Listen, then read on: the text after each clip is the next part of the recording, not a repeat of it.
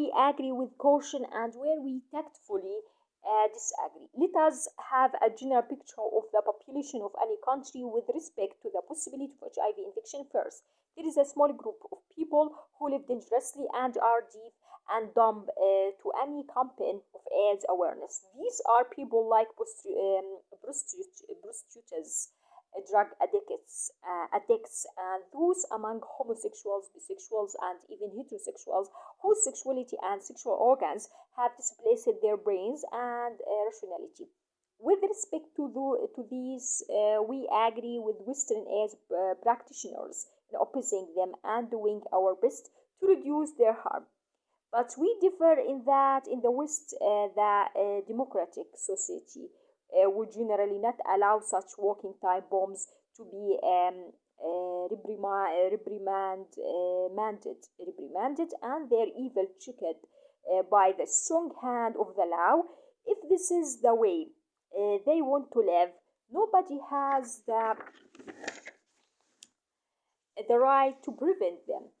In most Muslim countries, such persons are punishable by Islamic jurisprudence or by the ethical laws of the land. There is another group composite of those who completely abstain from taking alcohol or drugs and who totally avoid any form of fornication. Both we and Western practitioners are happy with this. The AIDS virus has no way to come near these blessed people, but though we are in agreement that these people serves as the trouble of attitude change and AIDS awareness, we still differ in evaluating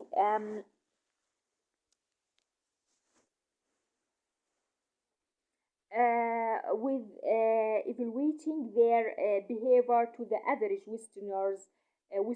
These are and rather eccentric people, and if they try to preach their clean ways in fighting AIDS, they will be met with aggressive responses. I am not exaggerating. Just listen to what I have quoted about a Roman Catholic priest who had the courage to openly speak for sexual abstinence. Um, he emphatically and rightly stated that the only way to have safe sex is if you are married to stick to one partner, and if you are not married to practice abstinence. Banos Dussier, 1990, thereby implying that promoting the use of condom encourages promiscuity. Many defenders of the sexual revolution responded very furiously. Some even considered his preventive campaign criminal and immoral.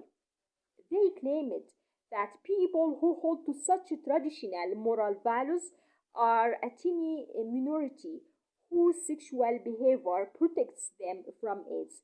To formulate a prevention campaign on the views of such right-thinking people is both criminal and immoral because it puts the health and life of the vast majority of youth in jeopardy. Banos Desori, 1990. The reason for this hostile rhetoric is not only the protection of the vast majority of youth, but also the protection of the very foundation